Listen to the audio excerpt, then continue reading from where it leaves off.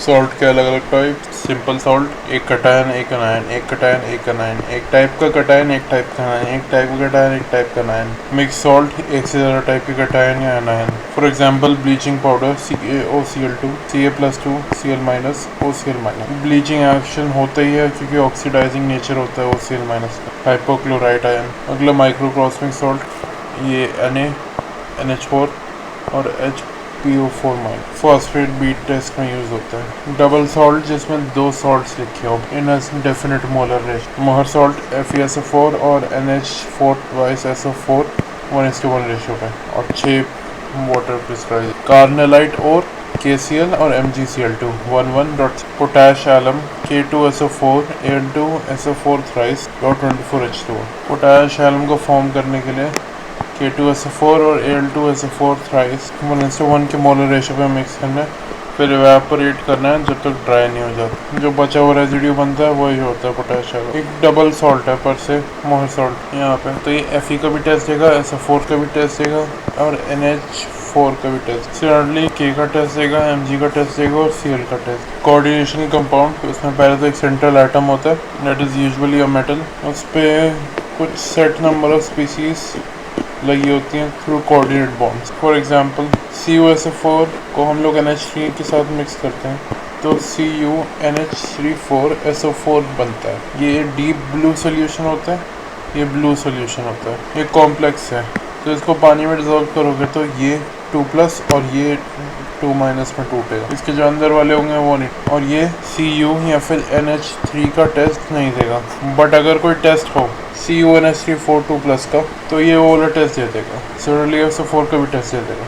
यहाँ पे जो 4 NH3 हैं इनको लिगेंड कहते हैं। ये कुछ इस स्ट्रक्चर में अरेंज, ये अपने लोन पे इसको दे रहे हैं। ये फॉर्मूला देख रहे हो, ये और ये अलग अलग पार्ट्स। जो राइट वाला पार्ट है ये वाला, इसको कहते हैं हम लोग कोऑर्डिनेशन कंपाउंड, और जो इसके बगल में लगे हुए आयन्स हैं इनको हम लोग काउंटर आयन कहते हैं। कोऑर्डिनेशन कंपाउंड के अंदर भी अलग अलग पार्ट्स होते हैं।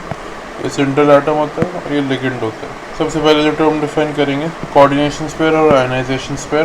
कोऑर्डिनेशन स्पेयर ये वाला पार्ट होता है और आयनाइजेशन स्पेयर ये वाला पार्ट होता है। कोऑर्डिनेशन को दिखाने के लिए ब्रैकेट शो करते हैं। सेंट्रल एटम यूजुअली कोई मेटल होता है, इसका साइज छोटा होता है। मोस्टली D ब्लॉक के होते हैं या फिर कुछ ज़्यादा ही छोटे साइज जैसा B ब्लॉक के भी होते हैं। ये lone pair of electron accept कर लेता है और कभी कभी पाई इलेक्ट्रॉन भी एक्सेप्ट कर लेता है, इसलिए इसको लुईस एसिड कहते हैं।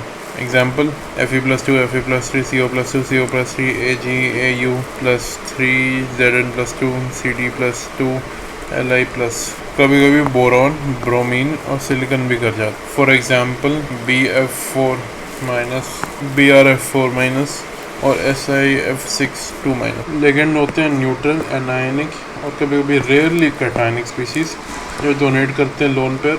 ये कभी कभी pi density to central atom. Because ये डोनेट करते हैं सेंट्रल एटम को तो ये लुईस बेस की तरह एक्ट करते हैं। हर लुईस बेस लिगेंड की तरह एक्ट कर सकता है, लेकिन हर लिगेंड लुईस बेस नहीं होता। Examples X- H2O NH3 OH- NH2 NH2- imide ion en ethylene diamine, ऐसे ये और ये डोनेट हो जाता है। PH3 PPH3 ब्ला ब्ला ब्ला COCN- OC- SCN। ये कुछ एग्जाम्पल हो गए, और ये वो हैं जो पाई इलेक्ट्रॉन डोनेट कर देते हैं। डेंटिसिटी और चिलेशन प्रॉपर्टीज ऑफ लिगेंड होते हैं। सबसे पहले डेंटिसिटी, एक लिगेंड कितने पाई कोऑर्डिनेट बॉन्ड्स बना सकते हैं with the same central atom. 1 अगर एक कर सकते हैं तो मोनोडेंटेट, 2 कर सकते हैं तो बायोडेंटेट और 3 कर सकते हैं तो ट्राइडेंटेट, ऐसे टेट्रा और पेंटा भी। चिलेशन क्या होती है कि एग्जाम्पल ही समझ आएगी। फॉर एग्जाम्पल इथाइलिन डायनामीन है, EN भी कहते हैं। यहाँ पे 2 चीज़ें हैं तो ये बायोडेंटेट है, ये दोनों डोनेट करेंगे सेंट्रल एटम को, तो कुछ ये सा स्ट्रक्चर बन जाएगा। एज यू कैन सी यहाँ पे ये रिंग बन रही है, इस रिंग को ही चिलेशन कहते हैं। ये कॉम्प्लेक्स को स्टेबल कर। ये कुछ एग्जांपल हो गए मोनोडेंटेट लिगेंड की। इसमें ये एजाइड आयन होता है ना, ऑल्दो इसके पास 2 माइनस चार्ज वाले नाइट्रोजन होते हैं, लेकिन इसकी ज्योमेट्री ऐसी होती है कि एक ही डोनेट कर पाता है। एज यू कैन सी यहाँ पे जो सेंट्रल एटम है sp है, तो वो लीनियर होना होता है, और ये इस कोने से जो इनके लोन पेयर होते हैं या फिर कह सकते हैं माइनस चार्ज है, वो एकदम ऑपोजिट डायरेक्शन में है। इतने ऑपोजिट डायरेक्शन में है कि मैंने ड्रॉ भी गलत कर दिया उसे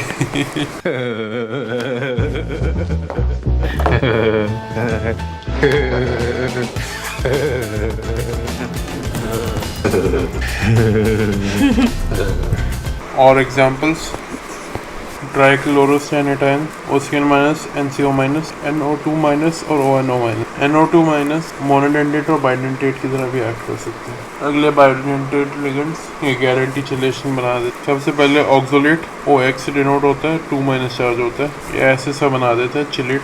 यहाँ पे इक्विवेलेंट रेजोनेंस हो रही होती है। यहाँ पे यूजुअली 5 से 6 मेंबर की चिलेट रिंग हाईली स्टेबल होती है। अगला ग्लाइसिनेट आयन, ये अनसिमेट्रिकल होता है और ये तब बनता है जब ग्लाइसिन से H+ आयन हटा देते हैं।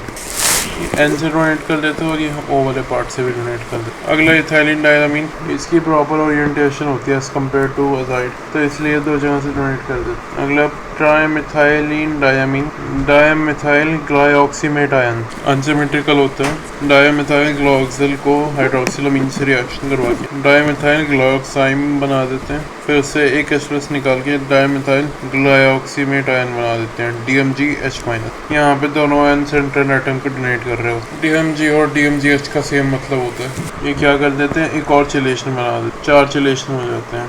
2 इंटरमोलिकुलर H बॉन्डिंग होती है जिसकी वजह से चिलेशन बनता है। अगला एसिटाइल या फिर एसीटोनेट आयन, यहाँ पे इक्विवेलेंट रेजोनेंस हो रहा होता है और यहाँ पे ये दोनों डोनेट कर रहे हो। अगला MOF मॉल ऑफ फरीदाबाद नहीं NOF है, टेंडेंसी टू डोनेट इलेक्ट्रॉन की, तो यूरिया काफ़ी ज़्यादा अच्छा डोनर होगा। अगला एग्जांपल यूरिया, फिर से 2 नाइट्रोजन और दे देते हैं। फिर आ गया डायपाइरिडाइल या फिर बायपाइरिडाइल, इसमें 2 पायरिडीन होते हैं जिसके ऑर्थो पोजीशन जुड़े होते हैं और ये दोनों M ग्रुप को डोनेट कर रहे होते हैं अपने लोन, मतलब सेंट्रल एटम। अगला ऑर्थोफिनांथ्रियोलिन, फिनांथ्रीन में जो वो वाले पार्ट जो सबसे अच्छी केजिंग कर सकते हैं उनमें N लगा देंगे तो उसको फिनांथ्रोलिन कह देंगे। ऑर्थोफिनांथ, ये दोनों डोनेट कर देते हैं। अगला कैथिकॉल, 2 बच्चे बगल बगल में, वो डोनेट कर देता है। उन रिसोर्सिनॉल और पिनॉल नहीं कर पाता पर वो मोनोडेंटेट की तरह आराम से काम कर रहे हैं। कुछ होते हैं जो अलग अलग कॉम्प्लेक्सेस में अलग अलग डेंटिसिटी दिखा देते हैं। Acetate ion CH3CO minus, CO3 2 minus, SO4 2 minus और NO2 माइनस, इनको फ्लेक्सीडेंटेट लिगेंड्स कह देते हैं। एज यू कैन सी यहाँ पे NO2 ऐसे डोनेट कर रहे हैं और यहाँ पे ये 2 ऑक्सीजन डोनेट कर रहे हैं तो इसको फ्लेक्सीडेंटेट कहेंगे। हाउएवर ये एक और टाइप होगा क्योंकि ये O भी डोनेट कर रहा है और ये N भी डोनेट कर रहा है तो इसे एमिडेंटेट कहेंगे, इसमें अलग अलग एटम्स डोनेट करते हैं सेम लिगेंड। अगला टेट्राडेंटेट, ट्राइडेंटेट, डाईइन, तो बेसिकली 2 इन ही हैं जो जुड़े हुए हैं। टेट्राडेंटेट, ट्राईइन, 3 इन हैं जो जुड़े हैं। पेंटाडेंटेट, टेट्राइन। एक और एग्जांपल ED3A, इथाइलिन डायमीन, और यहाँ पे इंस्टेड ऑफ NH2 H की जगह CH2COOH, तो इसे और ज़्यादा अच्छा डोनर बना देते हैं। डोनेट करेगा एक यहाँ से, एक यहाँ से, एक यहाँ से, एक यहाँ से, एक यहाँ से, और स्पेशली तब जब ये 3 इलेक्ट्रॉन लूज कर दे। अगला हेक्साडेंटेट, हमारा EDTA, ethylene diamine tetra acetate ion, 1 2 3 4 5 6। 2 adjacent donor of a polydentate ion occupies this position with the central atom। ये ऑब्वियसली दिमाग लगाओ, ये ऐसे थोड़ी कर दे। एनीवेज EDTA का स्ट्रक्चर, ओह ये एक क्वेश्चन आ गया था NMO बॉन्ड्स कितने जो 90 डिग्री, तो हम लोग कैलकुलेट कर, एक ऐसे, एक ऐसे, एक ऐसे, सिमिलरली एक ऐसे, ऐसे और ऐसे, तो 6 हो गए। ये एडवांस का क्वेश्चन हो गया। एविडेंटेट जो अलग अलग साइड से कर सकते हैं, cyanide, cyanide isocyanide, cyanate isocyanate, thiocyanate isothiocyanate. और ये कोऑर्डिनेशन नंबर होता है कितने कोऑर्डिनेट्स बॉन्ड बन रहे होते हैं सेंट्रल एटम में वाया लिगेंड और सेंट्रल एटम। फॉर एग्जांपल यहाँ पे 4 2 6 6 6 6 कॉमन सेंट्रल एटम। B और BE 4 दिखा देते हैं, Ni+2 4 और 6 दिखा देता है, P2+2 4 दिखाता है और Pt+4 6 दिखाता है। और ये सारे मोस्ट कॉमन टाइप्स 6 दिखाते हैं। अगला होमो और हेट्रोलिप्टिक कॉम्प्लेक्सेस। होमो में सारे लिगेंड सेम होते हैं, हेट्रो में वेरी कर सकते हैं। नेमिंग देखेंगे, लिगेंड्स की देखेंगे और सेंट्रल एटम की देखेंगे। कोई भी एनायनिक लिगेंड है उसमें जो E है उसकी जगह O लगा दो, हेलाइडो, क्लोराइडो, आयोडाइडो, साइनाइडो। हाउएवर यहाँ पे कुछ स्पेशल केस, यहाँ पे जो ये एमिडेंटेट लिगेंड्स होते हैं वो मोस्ट कॉमन वाले का तो ले लेते हैं नाम को, फिर जो डोनेट कर रहा होता है वो लेना। फॉर एग्जांपल जब Cn में C डोनेट कर रहा है तो उसको साइनाइडो C बोलेंगे, और अगर NC में N डोनेट कर रहा है, इवन दो वो आइसोसाइनाइड है, स्टिल उसको साइनाइडो N बोले। Similarly nitro N, nitro O, साइनेटो O, साइनेटो N। Neutral ligand में यूजुअली उनके नाम कॉपी हो जाते हैं except for few cases. CO बन जाता है कार्बोनिल, पानी बन जाता है एक्वा, अमोनिया बन जाता है अमीन जिसमें 2 M है, NO बन जाता है नाइट्रोसिल, EN बन जाता है इथाइलिन डायमीन, O2 बन जाता है डाइऑक्सीजन, PH3 बन जाता है फॉस्फीन, CH3NH2 बन जाते हैं मिथाइलमीन या अमोनिया मीथेन। अब कैटायनिक लिगेंड बस उसमें यम लगा देते हैं, नाइट्रोसिलियम, नाइट्रोसोयम, नाइट्रोसोनियम। अब सेंट्रल आइटम का देखना है, नेम क्या करना है। सबसे पहले देखना है कि जो कोऑर्डिनेशन पेयर है उस पर माइनस चार्ज है, प्लस चार्ज है या न्यूट्रल है। अगर न्यूट्रल या प्लस चार्ज है तो जो सेंट्रल आइटम होता है उसका नॉर्मल नाम लिख देते हैं। होवेवर अगर माइनस चार्ज होता है तो उसमें 8 लगा देते हैं।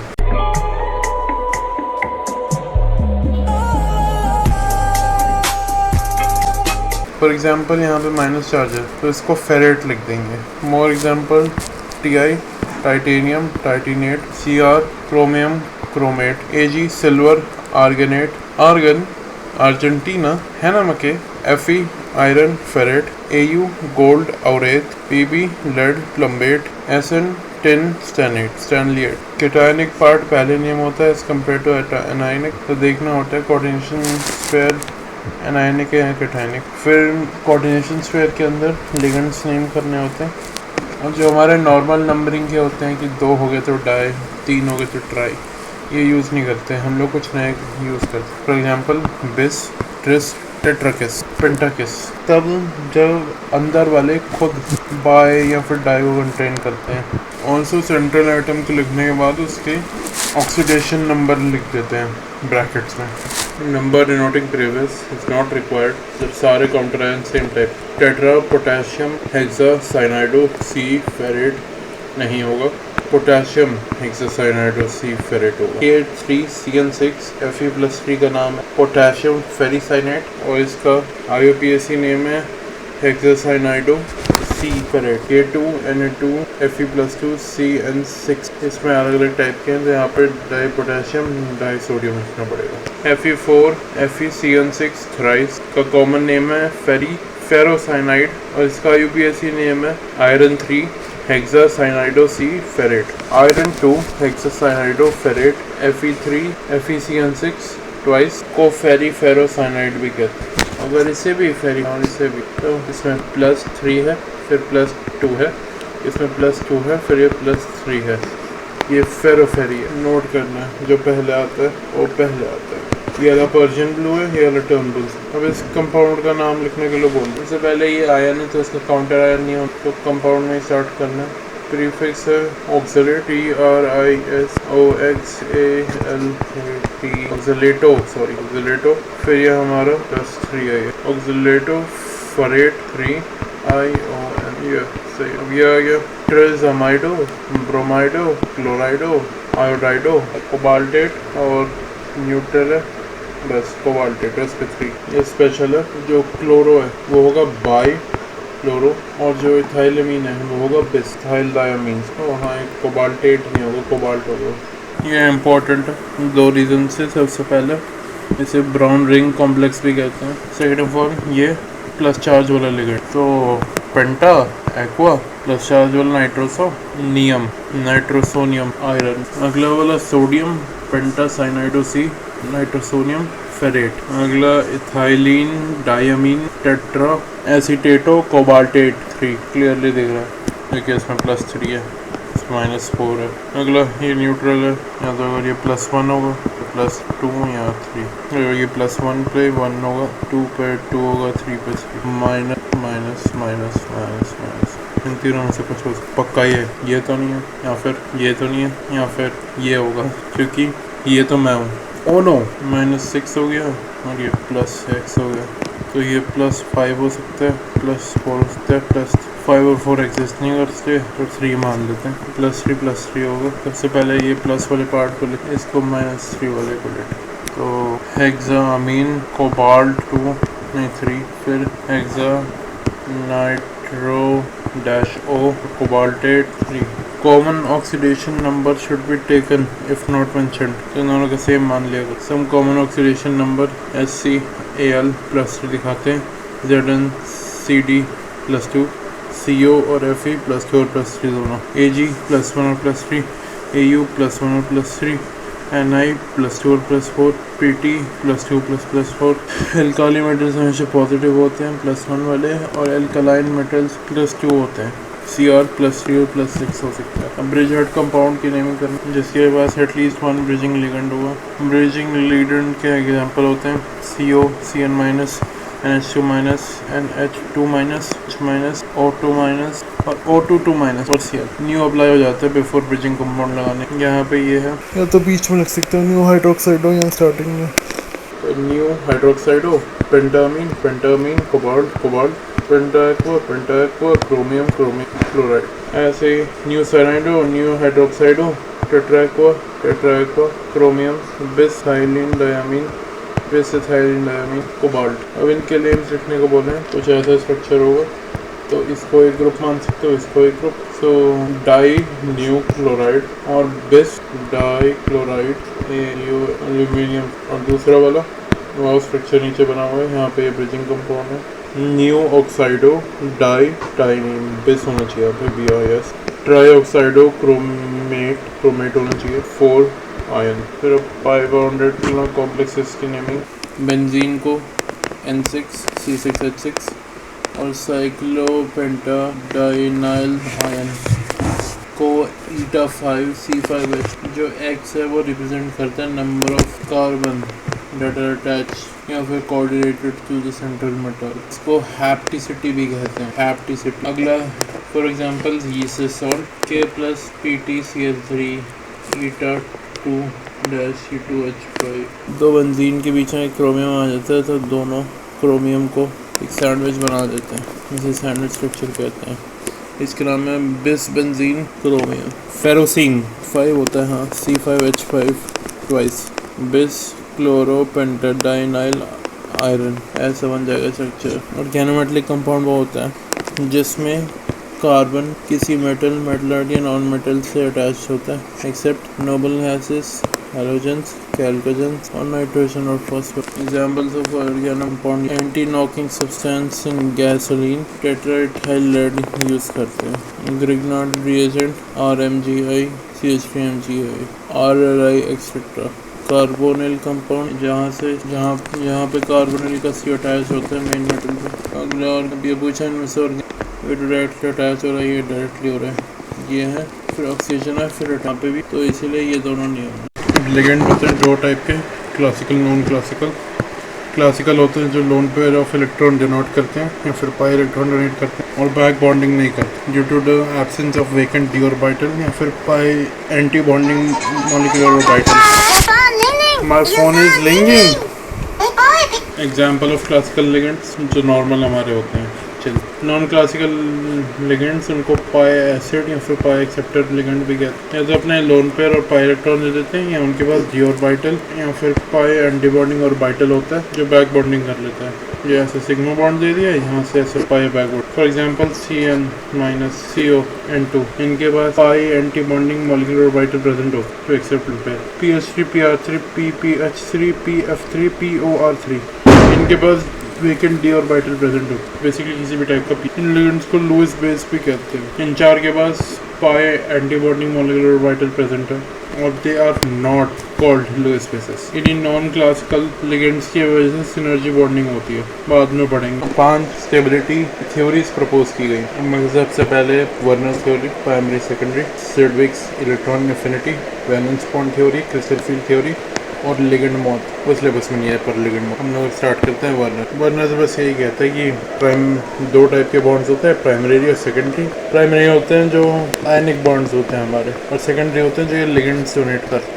As simple as that. Primary पहले बड़ा था तो फिर प्राइमरी हो गया। कुछ जगह प्राइमरी भी होता है और सेकेंडरी भी होता है। इसने ऑल्दो इसको लिगेंड की तरह डोनेट किया हुआ है, बट ऑल्सो इसने आयोनिक इंट्रैक्शन की हुई है। ऐसे कोई भी माइनस चार्ज वाला कोऑर्डिनेशन स्पेयर के अंदर आ जाता है तो वो सेकेंडरी और प्राइमरी दोनों होते हैं। अगर COCl3 को NH3 के साथ मिक्स करते हैं 1:6, 1:5 और 1:4 मोलर रेशो के साथ, तो COCl3 6 NH3 5NH3 और 4NH3 बनते हैं। ये आइसोमर्स होते हैं अलग अलग कलर के, और इनके बीच में जो ओरिजिनली सेपरेशन किया गया था वो कॉलिगेटिव प्रॉपर्टीज़ के ऊपर किया गया था। तो क्वेश्चन वाइज हो जाएगा। पहला क्वेश्चन का टाइप यहाँ पे बोलते हैं 4 मोल्स ऑफ सॉल्यूट पार्टिकल्स होंगे, तो 3 मोल होंगे माइनस चार्ज वाले और एक प्लस चार्ज वाला कॉम्प्लेक्स, तो इससे 4 बन जाएंगे। ऐसे अगर 2 बोल दिया तो एक ये और एक ये हो जाएगा। यहाँ पे अगर H2O होता तब भी आयोनाइजेशन पे 2 पार्टिकल्स रह सकते थे। बाय पहले तो H2O कर दो, फिर डॉट 2H2O डाल दो, क्वार्टर क्रिस्टलाइजेशन। सिर्फ वाटर ही है जो ऐसे लास्ट में ऐड हो सकता है, वरना ऐड नहीं हो पाएगा। यूजिंग केमिकल रिएक्शन ऐसे AgNO3 के साथ प्रेसिपिटेट कर दिया, कितने मोल्स बन रहे हैं कितने मोल्स नहीं बन रहे। जो AgCl होता है वो वाइट कलर का कॉम्प्लेक्स होता है, ये पेल येलो होता है और ये ब्राइट येलो, सॉरी सॉल्ट होता है, my apologies. Dilute ammonia, concentrated ammonia, aqueous cation और हाइपो सोल्यूशन के साथ बाय डिसॉल्वेशन ये बेसिकली कॉम्प्लेक्स बना देते हैं। तो AgBr डाइल्यूट NH3 के साथ नहीं करेगा और AgI डाइल्यूट NH3 और कॉन्सेंट्रेटेड NH3 के साथ नहीं करेगा, बाकी सारे किसी के साथ भी करना। For example AgCl aqueous NH3, ये NH3 ट्वाइस यहाँ पे बन गया और Cl माइनस आ गया। ऐसे ही एक्वस केसियन Cn ट्वाइस माइनस बन गया और ये एक नेगेटिवली चार्ज आयन हो गया। ऐसे ही AgSO3 ट्वाइस बन जाएगा hypo solution. Dehydrating substance conc H2O attacks water of crystallisation but not water of ligand. बस ये जनरल फॉर्मूला है, कुछ भी चल रहा है, हमें ये निकालना है कि कितने वाटर ऑफ क्रिस्टलाइजेशन चल रहे हैं। तो क्वेश्चन में बोल दिया होगा मास केम of concentrated H2SO4 is 18Z gram. बता देना ये कितने हैं। 36 ग्राम हुआ तो फिर 2 वाटर क्रिस्टलाइजेशन। जैसे यहाँ पे 2 एग्जांपल्स हैं, दोनों कंपाउंड का फॉर्मूला सेम है। पहले इसका निकालते हैं। यहाँ पे बोला no mass gain of H2SO4, तो यहाँ पे 0 होगा, तो यहाँ पे 6 होगा, इसके कोऑर्डिनेशन नंबर 6 है, तो यहाँ पे सारे निकल जाएंगे। दूसरा 36 ग्राम मतलब 2 मॉलिक्यूल्स यहाँ पे, मतलब यहाँ पे 4 हैं, तो इसका कोऑर्डिनेशन नंबर 6 करने के लिए 2 यहाँ कर दो और एक यहाँ कर दो, 2 यहाँ से ये प्लस बचेगा और ये एक माइनस बचेगा। ऐसे ही Cr के साथ भी चलेगा। हाउएवर हम सारे क्लोरीन को अंदर नहीं ले जा सकते, ये स्टेबल नहीं होता या फिर कह सकते हैं एग्जिस्ट नहीं करता। फिर इलेक्ट्रिकल कंडक्टेंस से हमें बता देते हैं, जितने ज़्यादा आयन्स होते हैं उतनी ज़्यादा इलेक्ट्रिकल कंडक्टेंस। अब यहाँ पे बोल दिया मैच जो कॉलम है, ये 2 आयन्स में टूटेगा, ये 3 में टूटेगा, ये 5 में टूटेगा और ये 1 ही है, आयन भी नहीं है तो कंपाउंड है। तो जो 1 है उसकी सबसे कम होगी, जो 5 है उसकी सबसे ज़्यादा होगी, फिर 3 की ज़्यादा होगी 2 से। Simple. Effective atomic number of central ion minus oxidation state plus electrons obtained from various ligands. Usually ligands होते हैं 2 इलेक्ट्रॉन दे देते हैं हर ligand. Basically, effective atomic number should be equals to atomic number of numeric acid. 10, 2, 18, 36, 118 electrons today, 5, 4, 8, 6 the day before. Sidwick, moving up and down again. There's no discharge in the advance. 10, 2, 18, 36, 118 miles a day, 5, 4, 8, 6 the day before. Sidwick, moving up and down again. There's no discharge in the advance. तो यहाँ पे अलग अलग चीज़ों के effective atomic number निकालने को बोले। सबसे पहले फॉर एग्जाम्पल यारी, ज़रूर, निभाओ, मौत तक, रुकान, राह। तो यहाँ पे आ जाता है राह, ठीक है। एम हम जानते हैं 25 होता है, 26, 27 है ये, तो ये वाला 27 + 18 है, दैट इज़ 45। तो ऐसे इसका एटॉमिक नंबर आ गया 45। इस पर चार्ज हम प्लस 2 लिगेंड, तो 4 हो गए, 2 इलेक्ट्रॉन, तो 8 हो गए, तो ये 52 हो गया। इसलिए इफेक्टिव एटॉमिक नंबर सेटिस्फाई नहीं करता। ऐसे ही इन सबको कैलकुलेट कर लेना। मैं बता देता हूँ तीनों को। Telling the answer in 3, 2, 1। ये नीटा 6 बेंच, इसके पास टोटल 6 इलेक्ट्रॉन डोनर हो, तो फिर यहाँ पे 2 है, तो जो माइनस होएगा पहले 6 होगा, फिर 6 होगा, प्लस होगा जो 6 होगा, सॉरी। तो ये इसकी 6 इंटू कितने हैं 2। सिमिलरली C5H5 इसके पास भी 6 इलेक्ट्रॉन होते हैं। हाउएवर ये 5 कार्बन का होता है बट 6। अगला नाइट्रोसिल ग्रुप, यूजुअली जो लिगेंड्स होते हैं वो 2 इलेक्ट्रॉन डोनेट करते हैं या 3 electron. As you can see यहाँ पे 5 है, यहाँ पे ये 2 है और ये 2 है, होने तो नहीं चाहिए। तो यहाँ पे 5 × 2 करो, ये × 2 करो और ये × 3 करो, दोनों 10 आएंगे। तो इलेक्ट्रॉन डोनर की स्पीसीज चेंज नहीं हुई है, बस तो number of electron donated change नहीं हुआ है, सिर्फ स्पीसीज हुई है और कोऑर्डिनेशन नंबर चेंज हुआ है। ये बहुत ज़्यादा एक्सेप्शनली अप्लाई होता है कार्बोनिल कंपाउंड्स में, जिसमें CO ग्रुप अटैच होता है।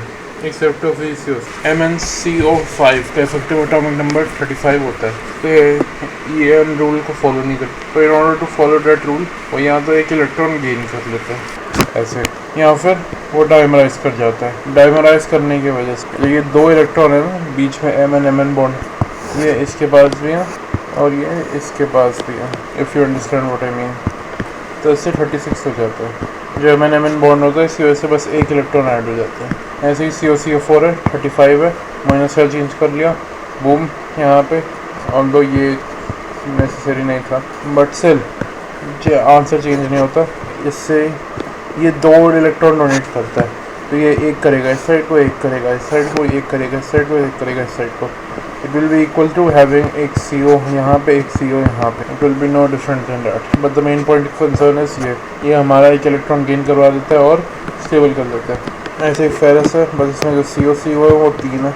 यहाँ पे बोल दिया -x बताओ सच दैट इट एग्जिस्ट। 27 होता है इसका atomic number, -(-x) +8, so 35 + s is noble gas configuration, तो x is equals to 1। Valence bond theory empty orbitals में लिगेंड दे देता है। Cr+3 यहाँ पे इसके पास 6 एम्प्टी ऑर्बिटल है और OH2 दे रहा है इससे बार बार। अलग अलग शेप डिपेंड करता है अलग अलग कॉन्फ़िगरेशन पे। पहले CN2 sp linear, CN3 sp2 trigonal planar, तो CN4 में इंटरेस्टिंग बात आती है। इसमें हो सकता है sp3 और D3s और sp3 तो टेट्राहेड्रल होते हैं और DsP2 स्क्वायर प्लेनर। जो हमारा D ब्लॉक का वो एटम होता है इस पर हम लोग डिपेंडेंट कर, या तो 4 ऐसे खाली होंगे वैकेंट ऑर्बिटल्स और यहाँ पे 4 दे देगा, या फिर ये वाले 4 खाली होंगे और ये वाले 4 में दे देगा, या फिर ये वाले 4 खाली होंगे और इसमें दे देगा। डिपेंड करता है खाली क्या होगा। Another thing to notice, S हमेशा खाली रहना। तो किसी भी केस में अगर S खाली नहीं है, कोई प्लस चार्ज नहीं आ रहा जिसकी वजह से S के इलेक्ट्रॉन लूज नहीं हो रहे, तो उनको पीछे भेज दो, चलकर आराम से लोअर एनर्जी स्टेट में चले जाएंगे। ये वाला बनता है x² - z² से, ये वाला D, और ये वाले D होंगे dxy, yz और zx। Usually found in D0 configuration of T block metals, VO4 3- CrO4 2- MnO4- MnO4 2- TiCl4 Cr2O7 2-। Coordination number 5 में या DsP3 होगा या sp3d होगा। ये दोनों ट्रायंगल बायो पिरामिड वो खाली इलेक्ट्रॉन्स को काउंट करवाना सिखा चुका हूँ। इसमें बस एक पीछे खाली है और यहाँ पे वो पीछे वाला भरा हुआ है। अगला, अगर DsP3 इंस्टेड ऑफ z² वाले की जगह x² - y² वाले पे जाए तो वो स्क्वायर पिरामिडल बनता है। जैसे ट्राइगनल बायो पिरामिडल FeCO5 होता है। FeCO5 JEE एडवांस में पहले आ चुका है। और अब ये याद रखना, स्क्वायर पिरामिडल होता है FeCN5 3-। ये दोनों याद रख चुका हूँ मैं, ये चीज़ शायद याद है।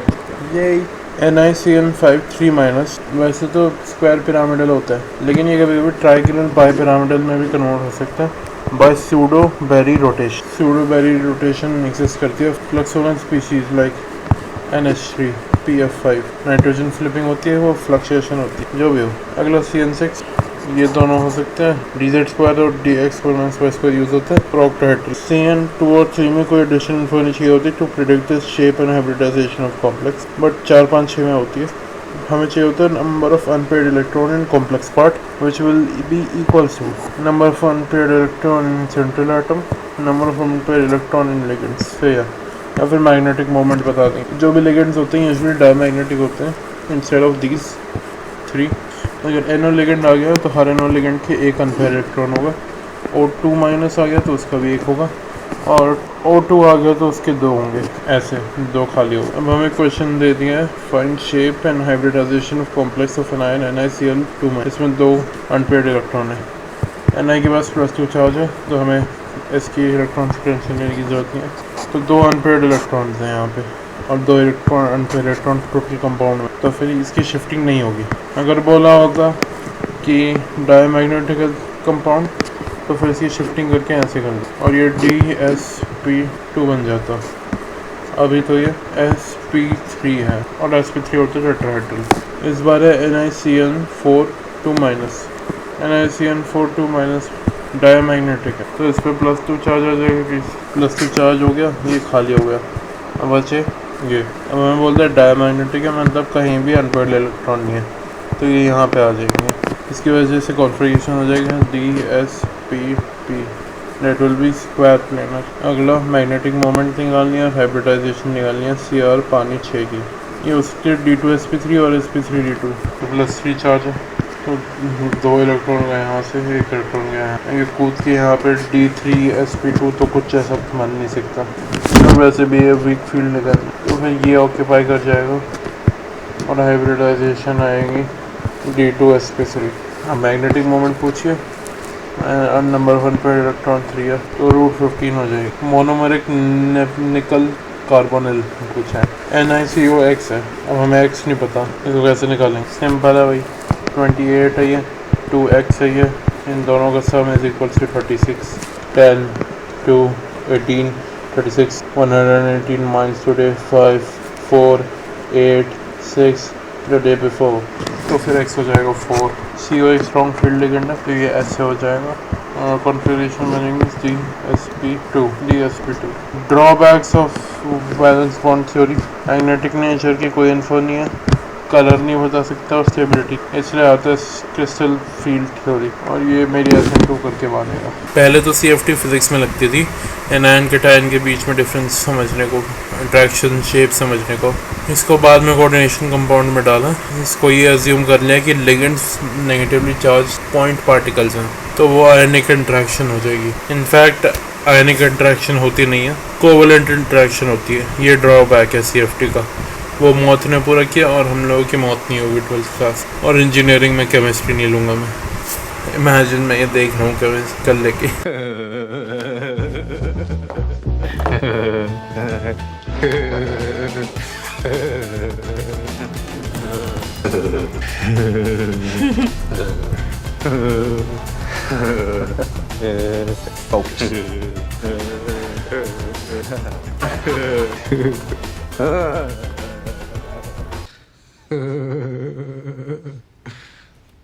Tough room.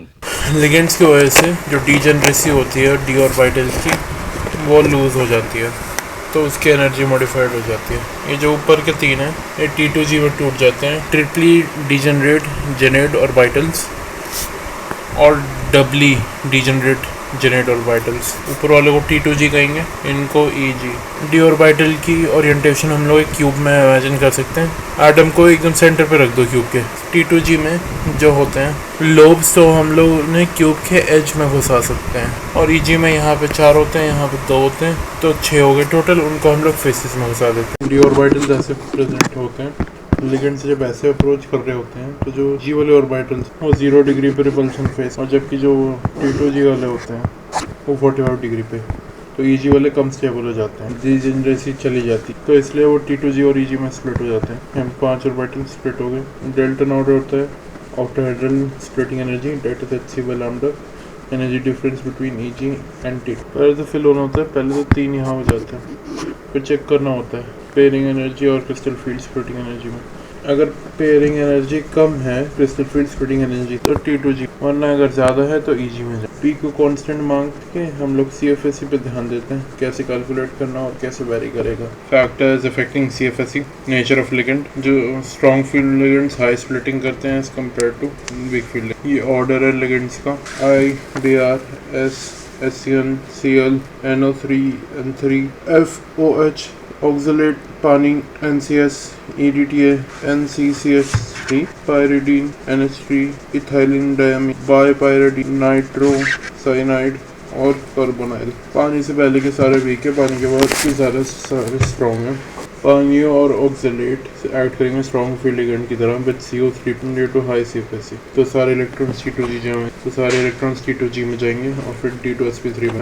अगर Z इफेक्टिव बढ़ता है, सारी स्ट्रॉन्ग फील्ड लिगेंड की तरह काम करने लग जाती है 5 और 4 के साथ। जितना ज़्यादा ऑक्सीडेशन नंबर होगा उतना ज़्यादा स्ट्रॉन्ग फील्ड लिगेंड्स बनने लग जाएंगे।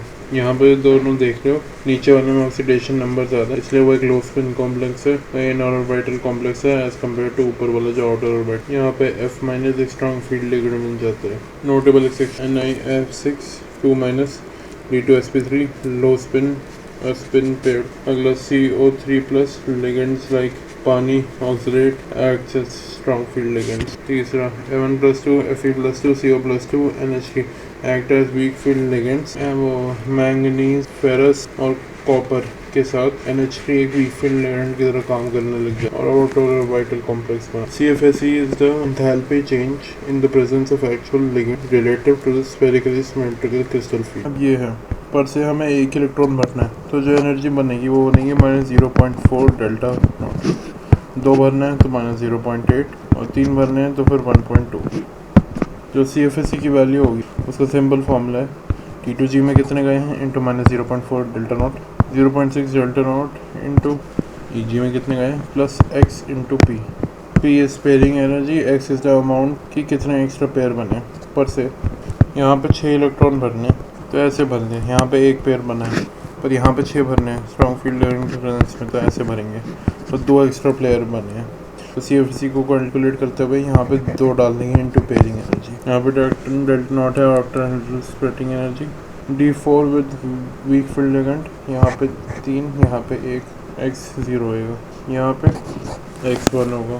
D6 के साथ यहाँ पे 2 होगा और यहाँ पे 0 होगा क्योंकि एक पेयर बन रहा है एक पेयर बन रहा है। जब वीक फील्ड लिगेंड है तो x 0 होना ही है और जब स्ट्रॉन्ग फील्ड लिगेंड है x ग्रेटर देन 0 होनी है गारंटी। फॉर द कॉम्प्लेक्स ये P दे दिया, डेल्टा नॉट दे दिया, find the state of hybridisation of Cr+2 है तो फिर 3 T2G में 1 EG में तो -1.2 प्लस 0.6 इंटू डेल्टा नॉट ये हो जाएगा -0.6 डेल्टा नॉट। फिर हमारे पेयरिंग एनर्जी कितने पेयर बन रहे हैं एज ये वीक फील्ड लिगेंड है तो फिर वो 0 ही होती है तो 0.6 ये नॉट। तो आंसर आता है 86। D1 2 3 में टेंशन लेनी नहीं है, सारे ही D2 sp3 है। D8 9 10 में भी टेंशन नहीं लेनी, सारे ही sp3d, बाकी उनके बीच में टेंशन लेनी है।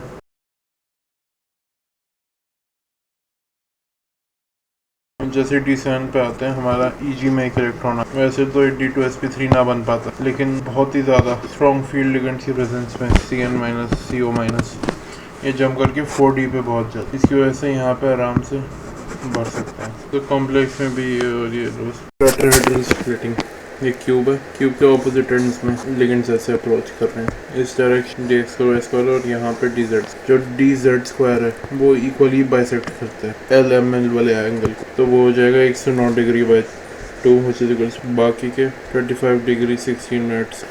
इससे जब स्प्लिट होती है तो फिर टेट्राहेड्रल में ऐसे ऊपर 3 चले जाते हैं dx2 dyz और dz² और नीचे dx² और dz²। और इसका जो डेल्टा नॉट होता है वो अलग होता है, ये डेल्टा टेट्राहेड्रल है। Delta tetrahedral equals 4/9 times of delta octahedral.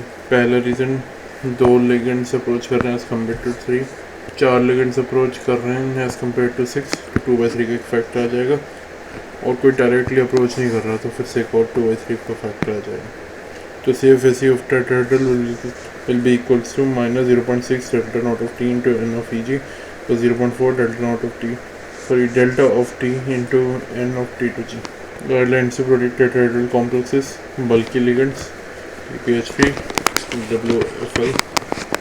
Guideline to predict tetrahedral, अगर बल्कि लिगेंड्स होगा तो टेट्राहेड्रल होगा, वीक फील्ड लिगेंड होगा तो टेट्राहेड्रल होगा, ऑक्सीडेशन नंबर लोअर होगा तो टेट्राहेड्रल होगा और D4 और D10 और D0 हमेशा टेट्राहेड्रल होगा। एग्जाम्पल O2- लिगेंड है Cr V Ti और Fe पे टेट्राहेड्रल कॉम्प्लेक्सेस बनाते हैं।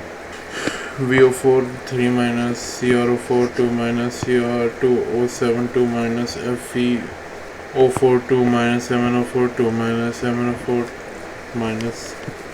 और FeCl4 वीक फील्ड लिगेंड्स। कोई बल्कि होता है तो भी करते हैं और हेलाइडोस MnCl4 2-, यहाँ पे SCN है, यहाँ पे NH3 है, यहाँ पे Cl है, यहाँ पे Cn है, यहाँ पे Cn है, यहाँ पे PPH3 है, यहाँ पे CO है, ये सारे टेट्राहेड्रल कॉम्प्लेक्सेस है। ऑल्दो यहाँ पे CO है, यहाँ पे D10 है, इसकी वजह से टेट्राहेड्रल है। यहाँ पे ये वाला dz² है और ये dx² है। जब स्क्वायर प्लेनर होगा तो इन 4 साइड्स अटैक होगा, that are along dz², that are along dx², तो फिर उसकी एनर्जी सबसे ज़्यादा होगी। बाकी सारे जो फिर जो x² और y² वाला है उस पर 45 डिग्री से अटैक होगा तो उसकी कम होगी। DZ² वाला है फिर ऑल दो 90 डिग्री पर अटैक हो रहा है उसके मेन लोब पे, हाउएवर इसकी जो डोनट सी रिंग बन जाती है वो फेस करती है मेन रिफ्लेक्शन। फिर वो बचे DZ² X² और DZ² Y², वो सबसे कम होते हैं, उसके सारे ही 90 डिग्री पे होते हैं। तो फिर ये आ जाएगा यहाँ पे, इस तरीके से स्प्लिट हो जाएगी स्क्वायर प्लेन में, DZ² Y², DX² DXY DZ²। यहाँ पे जो ये दो हैं ये DYZ है, DZX है। इसकी जो टोटल होगी delta 1 plus delta 2 plus delta 3 ये हो जाएगी delta square planar which will be equal to 1.3 times of delta of octahedral. तो इसका मतलब स्क्वायर प्लेनर ज़्यादा हैवी होगा, इसका मतलब स्क्वायर प्लेनर का डेल्टा ज़्यादा होगा as compare to tetrahedral guideline से product square planar complex D8 configuration में होता है mainly due to the filling of lower energy orbitals DY² Z² और DZ² X² DZ² DYZ DZX DZ² और DXY। कभी कभी D7 और D9 में भी हो जाता है, लेकिन देखते हैं अभी पहले। निकल के केस में स्ट्रॉन्ग फील्ड एलिमेंट्स के प्रेजेंस में 3D8 कॉम्प्लेक्स दिखा देगा, 3D8 स्क्वायर प्लेनर कॉम्प्लेक्स दिखाता है, 3D8 स्क्वायर प्लेनर कॉम्प्लेक्स दिखाता है स्ट्रॉन्ग फील्ड एलिमेंट्स के प्रेजेंस में, और 4D8 और 5D8 हमेशा ही दिखा देते हैं। कुछ एग्जांपल हो गए 4D8 5D8 के एटम्स के और complexes AgF4 minus UCl4 minus PtEN2 2+ और RHCl। जो RHCl PPH3 है इसको विल्किंसन कैटलिस्ट भी कहते हैं। It is used as an homologous catalyst in hydrogenation of alkene. ये सारे एग्जांपल्स हैं D7 D9 वाले जो दिखा देते हैं square planar. CuNH3 4 2+ CO DMG2 CO EN2 2+ और CO pyridine 4 2+। अब एप्लीकेशन ऑफ CFT सबसे पहले कलर ऑफ कोऑर्डिनेशन कंपाउंड। जब सब्सटेंस 4000 से 7500 A0 के बीच में कोई लाइट ऑब्जर्व करता है, पर से ये ब्लू वाली की वेवलेंथ वाली है, तो वो ऑरेंज वाली को रिफ्लेक्ट करता है तो ऑरेंज कलर दिखता है, ऐसे कलर दिखता है। बाकी अगर ग्रीन और रेड दोनों रिफ्लेक्ट हो रही हैं तो फिर दोनों एक दूसरे को कैंसिल आउट कर देती हैं। और अगर कोई इनकी बाहर के रेंज का ऑब्जर्व हो रहा होता है तो ये वाइट दिखते हैं। डायमैग्नेटिक सब्सटेंसेस जनरली वाइट होते हैं और पैरामैग्नेटिक कलर्ड। हाउएवर ये कोई रूल नहीं है, जो the following is expected to be coloured. यहाँ पे Ti का चार्ज +3 है तो फिर एक इलेक्ट्रॉन है TD में, तब भी वो पर्पल कलर दिखाता है क्योंकि वो पैरामैग्नेटिक है। Colour of DD block compounds are mainly due to DD transition. यहाँ से जो ये कूद के चले जाता है, ये जो एनर्जी रिलीज होती है उसको hc/λ से लैम्डा निकाल सकते हैं उस एनर्जी का, चाहे रिलीज होती है चाहे ऑब्जर्व होती है, वो लैम्डा ऑब्जर्व कर लेता है। यहाँ पे एक इलेक्ट्रॉन है, यहाँ पे इस पे एक इलेक्ट्रॉन है, इसलिए ये पर्पल कलर दिखा देता है। जो ऑब्जर्व हो रहा होता है लैम्डा वो 4000 से 7500 की रेंज में होता है तो दिखा देता है, वरना वो वाइट ही रहता है। In absence of ligand compound में not show colour. Violet colour का होता है हेक्सा टाइटेनियम 3 क्लोराइड। हीट करोगे तो फिर पानी निकल जाएगा, TiCl3 बनेगा जो कलरलेस होगा। ऐसे ही कॉपर सल्फेट और 5H2 ब्लू सॉलिड होता है, पर उसको हम लोग हीट करेंगे पानी निकालेंगे तो एनहाइड्रस कॉपर सल्फेट बन जाएगा जो वाइट होता है। CuSO4 5H2 का स्ट्रक्चर होता है कुछ ऐसा, जहाँ पे CO पे तो 4 OH- अटैच होते हैं बाइकोवलेंट बॉन्ड्स, बट एक एक्स्ट्रा जो OH- है वो SO से अटैच होता है ड्यू टू हाइड्रोजन बॉन्ड, और OH से भी होता है। Many compounds including D0 D10 configuration show intense color due to change in transfer spectrum. Charge transfer ligand to metal होता है KMnO4 में, K2Cr2O7 में, SNI4 में और ब्राउन रिंग कॉम्प्लेक्स में, और कुछ होते हैं मेटल टू लिगेंड वाले।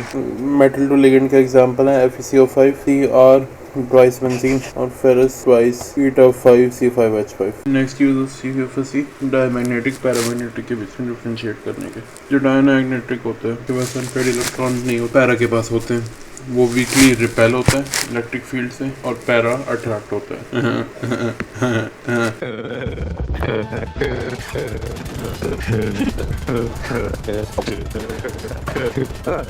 और अपना वेट में डिक्रीज शो करता है जब मैग्नेटिक बैलेंस पे रखते हैं। पैरामैग्नेटिक इंक्रीज शो करता है जब मैग्नेटिक बैलेंस पे रखते हैं। इसका न्यू 0 है, पैरा का न्यू 0 नहीं है। एक और चीज़ देख सकते हैं वो है stability of compound, thermodynamic stability और kinetic stability. Kinetic stability ligands पे डिपेंड करती है।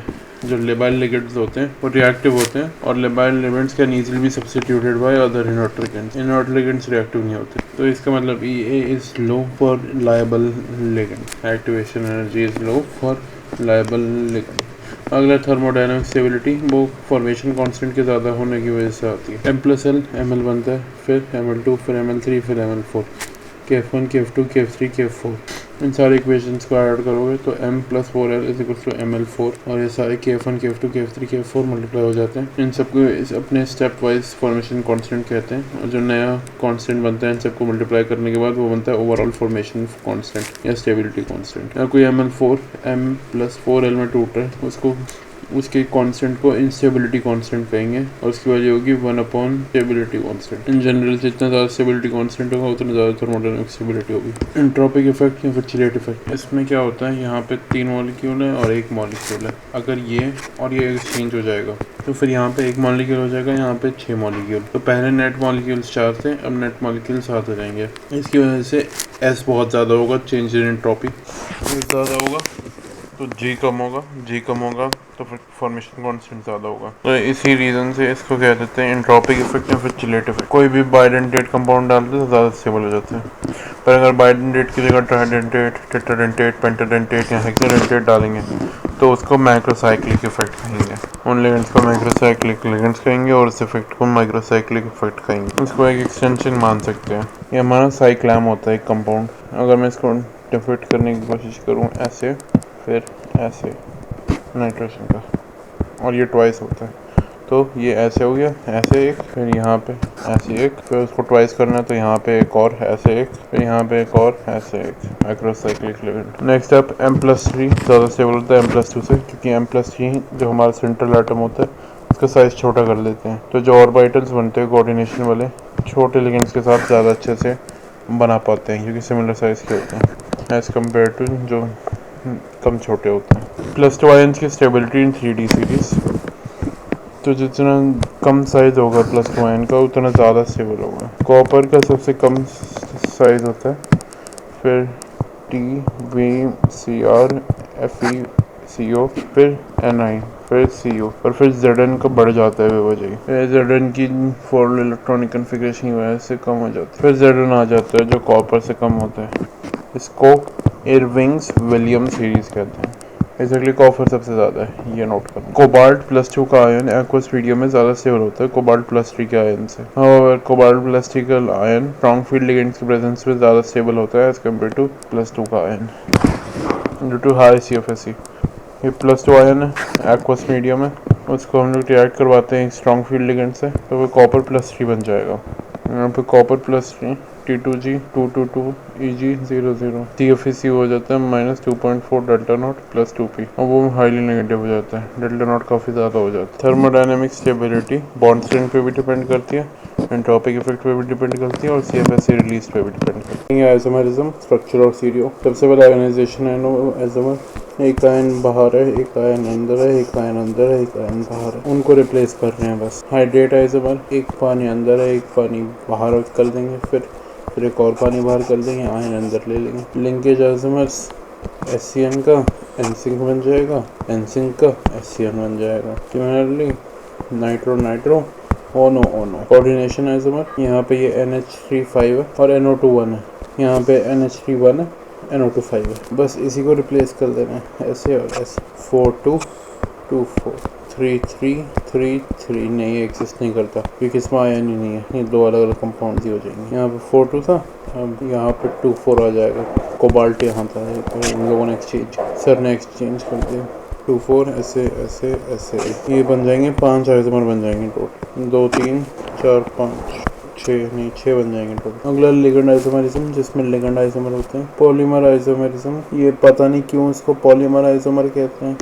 इसमें 2 कंपाउंड्स हैं और सेम सेंट्रल एटम है, तो इसको हम लोग पॉलीमर कहेंगे। इसका रीजन, अगला स्टीरियो आइसोमर्स, ज्योमेट्रिकल भी होते हैं, ऑप्टिकल भी होते हैं। पहले टेट्राहेड्रल में कुछ भी नहीं होगा क्योंकि हर एक बॉन्ड के रिस्पेक्ट में तीनों बॉन्ड एक ही हैं, कोई डिफरेंस इन एंगल नहीं होगा, बस ऑप्टिकल एक्टिव एंड एक्टिविटी देखनी है। सबसे पहले ABCD को हम लोग मोनोडेंटेट कहते हैं, AABBCC को हम लोग सिमेट्रिकल बाइडेंटेट कहते हैं, ABCDEF को हम लोग अनसिमेट्रिकल बाइडेंटेट कहते हैं। It is just a way of denoting. MA4 optically inactive है, MA3B optically inactive, MA2B2 optically inactive, MA2BC optically inactive, MABCD optically active, MAABC optically inactive, ABCC optically inactive, MAB और D is dextro optically active, MAA inactive, MAABC inactive, MAB twice optically active, dextrolevo, MABCD उसमें CD mono से दो,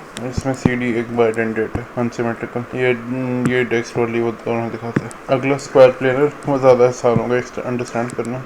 इसमें हमें एक चीज़ करनी होगी, transverse बनाने पड़ेंगे, वो सिखाता हूँ अभी। MA4 MA3B MA2B2 trans isomer, cis isomer. जब जो दो A ऑपोजिट साइड होंगे तो ट्रांस आइसोमर, और सिस जब दो A इक्वल साइड पे होंगे। नेक्स्ट अप MA3B, इसमें A है AB है, ये दो ट्रांस साइड हो जाएंगे तो कोई डिफरेंस नहीं होगा। A2B, अब इसमें कह सकते हैं AA एक हो जाएगा ऐसे ऐसे, फिर AB AB।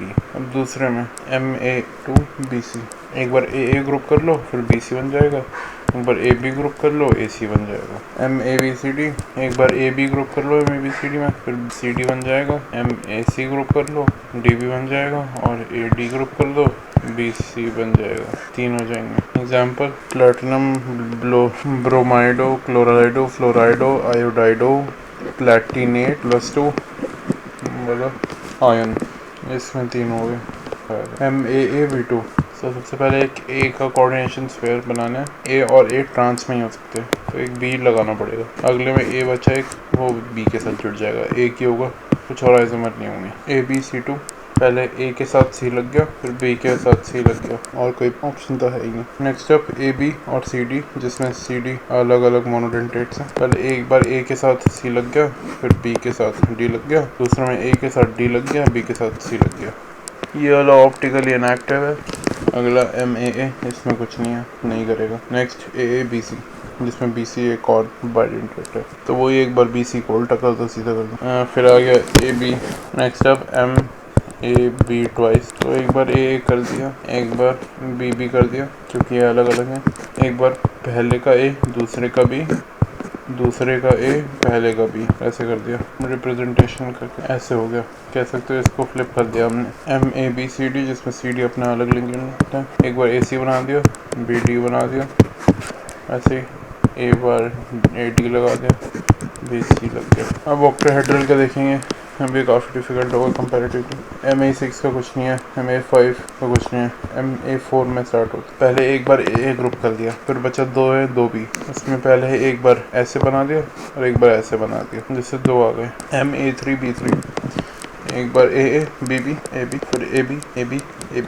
इसमें एक इंटरेस्टिंग तरीका है हमारे देखने का, इसमें फैक मर आ जाते हैं। फैक में क्या होता है, एक बार ये और ये वाला जो ट्राइंगल प्लेन है, इसके तीनों वर्टिसेस में सेम लेगन है। ये जो ये स्पेशल टाइप के होते हैं ना, इनको फैक कहते हैं या फिर फेशियल, और जो ये नहीं होते उनको मेरिटोनल कहते हैं। नॉर्मल वाले मेरिटोनल होते हैं, स्पेशल ही होते हैं कोई फैक। अब आ गया A3B2, एक बार AA बना लेते हैं, AB भर दिया, BC भर दिया, अब AA बना लेते हैं, AC भर दिया, B भर दिया, अब AB बना लेते हैं, और कहीं तो लग नहीं रहा मेरे AB, अब एक और AB बना लेते हैं, फिर AC बचा, या दैट्स इट, तीन ही होंगे और तीनों इनएक्टिव है। अगला A3BCD, पहले दो बार AA ले लिया, AB डाल दिया यहाँ पे, और यहाँ पे A के साथ C डाल दिया, जो बचा वो बना DC और BD।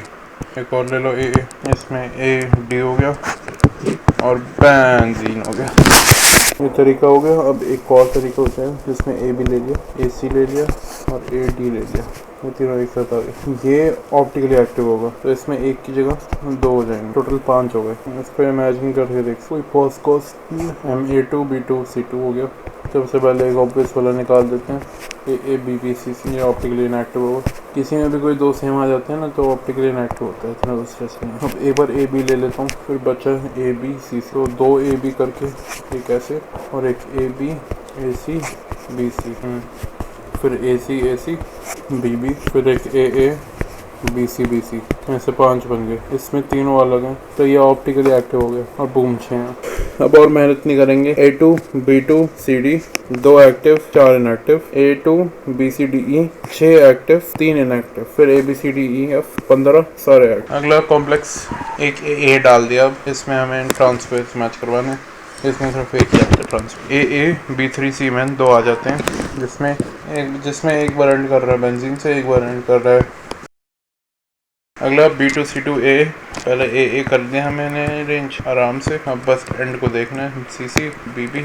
इसमें लास्ट वाला ऑप्टिकली एक्टिव है। अब यहाँ पे ये बन रहे हैं 3-4 इनएक्टिव इनएक्टिव एक्टिव AB, जिसमें अनसिमेट्रिकल बाइडेंडेट है C2 D2 A B2। इसमें अब ऑपोजिट वालों का A और BB, इसमें इसका ऐसे और ये B, और ये दूसरा वाला ऑप्टिकली एक्टिव है। वो ट्रिक नहीं लगा सकते जो मैंने बताई थी। कोऑर्डिनेशन स्फीयर में 2 सेम हो गए थे, वो सिर्फ मॉडरेटेड के 2 सेम हुए तो होते। अगला AA BC और AB AC। ये वाला बाय चांस है इनएक्टिव, ये एक्टिव है। अगला AB CC, ये मुश्किल है। इसमें आ रहे हैं टोटल 8। अगला A ये नहीं करेगा शो, बस स्टीरियो करेगा। फिर AB तो दिखाते हैं और दोनों एक्टिव होते हैं और ये फैक मर के फॉर्म के हो जाते हैं जो। फिर EDT है, वो भी एक्टिव होता है। टाइप के होते हैं क्लासिकल नॉन क्लासिकल वो होते हैं जो इलेक्ट्रॉन डेंसिटी तो देते हैं लेकिन पाई इलेक्ट्रॉन्स एक्सेप्ट भी कर लेते हैं अपने टी या फिर एंटी बॉन्डिंग मॉलिक्यूलर ऑर्बिटल में। CO NO और N2 अपनी एंटी बॉन्डिंग मॉलिक्यूलर ऑर्बिटल में पाई इलेक्ट्रॉन की डेंसिटी एक्सेप्ट कर लेते हैं। PPH3 PR3 PF3 PCl3 अपनी डी ऑर्बिटल में एक्सेप्ट कर लेते हैं। C2H4 C5H5- और C6H6 ये तीनों पाई लेते हैं और पाई देते हैं। एनीवेज कार्बनिक कंपाउंड में क्या होती है, ये ऐसे सिग्मा बॉन्ड तो बना लेते हैं पर जो ये वाला बॉन्ड है इसके डी ऑर्बिटल में, वो यहाँ इसकी एंटी बॉन्डिंग मॉलिक्यूलर ऑर्बिटल में शेयर कर देता है। तो कुछ नेट फिगर ऐसे आ जाता है। ये टाइटनिंग होता है। इसको बेस्ट तरीके से एक्सप्लेन करना। कार्बन ने बॉन्ड बनाया, metal carbon bond, carbon metal ऐसे सिंथेसाइज कर लिया, खींच लिया, पकड़ लिया। कार्बन अपने इलेक्ट्रॉन ऐसे दे देता है, ये इलेक्ट्रॉन रिच हो जाता है और ये इलेक्ट्रॉन रिच करके ऐसे दे देता है, जिससे कार्बन देता है फिर ऐसे देता है, ऐसे देता है, ऐसा होता है। ये एनर्जी।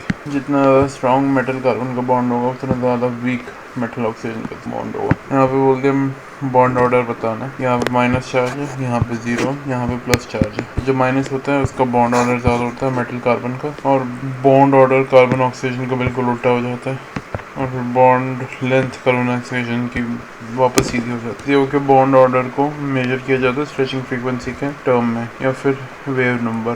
PF3 भी एक बहुत अच्छा पाई एसिड लिगेंड है, CO से भी अच्छा।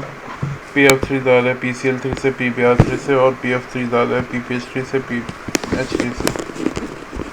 PH3 बहुत वीक बॉन्ड बनाता है due to low back bonding tendency. Next up यहाँ पे निकल दिया हुआ है, यहाँ पे 4 CO है और एक PF3 है। यहाँ पे NiCO4 है, यहाँ पे NiCO4 है, पर इसको मैं PF3 कर दूँगा। PF3 का बॉन्ड ज़्यादा स्ट्रॉन्ग होता है तो फिर इलेक्ट्रॉन डेंसिटी निकल की तरफ ज़्यादा अच्छे से बढ़ती है। ये ऐसे पुश हो जाता है अंदर की तरफ, और ये सारे थोड़े सा बाहर की तरफ पुश हो जाते हैं, जिससे इनका बॉन्ड वीक हो जाता है।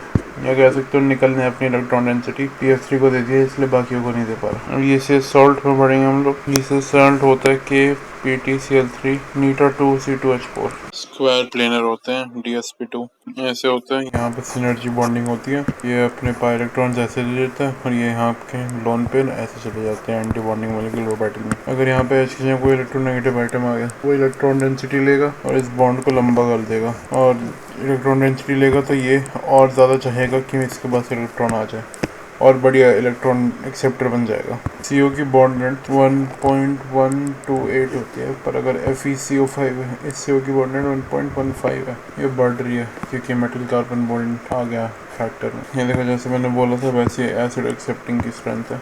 यहाँ पे बोल दिया अगर H, F और CN देखेंगे तो सबसे ज़्यादा लंबा CC बॉन्ड किसका होगा, इसका होगा। Sodium salt of EDTA is used to estimate hardness of water and to determine concentration of Ca2+ और Mg2। pH 10 पे 2 स्टेबल कॉम्प्लेक्सेस बन जाते हैं, CaEDTA2- और MgEDTA2-। CaEDTA2- की ज़्यादा फॉर्मेशन होती है as compare to MgEDTA2-। 12 pH पे Mg+2 को रिमूव कर सकते हैं हम लोग solution. because solubility of MgOH twice is much lower than that of CaOH. पूछ रहे हैं यहाँ पे इनमें से कोई कौन स्टेबल नहीं हो सकता EDTA के प्रेजेंस में. should be obvious B क्योंकि ज़्यादा बनाता नहीं है. कैल्शियम EDTA ब्लड पॉइजनिंग की ट्रीटमेंट में यूज होता है क्योंकि कैल्शियम बना देते हैं और ब्लड को कॉम्प्लेक्स में ट्रैप कर लेते हैं. मेटलर्जी मॉन्ड्स प्रोसेस निकल को CO के प्रेजेंस में NiCO4 बना देते हैं, फिर उसको वापस निकल बना देते हैं. इससे सारी इम्प्योरिटी चली जाती है. सिल्वर गोल्ड की प्लेटिंग भी इसी प्रिंसिपल पे होती है. Silver gold O2 NaCN twice MgCN twice OH minus stable complex है Zn सॉलिड. सिल्वर और gold ZnCN4 2 minus aqueous. Gold plating और silver plating tableware spoon glass plate और silver coated KCN AgCN is used as electrolyte. यहाँ पे जो solution होता है use electroplating में वो होता है AgCN twice का. ये बहुत स्लो देता है Ag2+ के आयंस जिससे बहुत ज़्यादा इवन कोटिंग होती है. कैथोड पे जिसको कोट करना है, एनोड पे जिससे कोट कर रहे हैं. हाइपो सोल्यूशन एक फिक्सर सोल्यूशन की तरह यूज हो सकता है to remove unused coating of AgBr 2s2O3 2 minus AgS2O3 twice 3 minus plus Br. क्लोरोफिल्ड Mg contain करता है. B12 vitamin B12 cobalt contain करता है और हीमोग्लोबिन आयरन कंटेन करता है. कंटेन किस फॉर्म में करता है?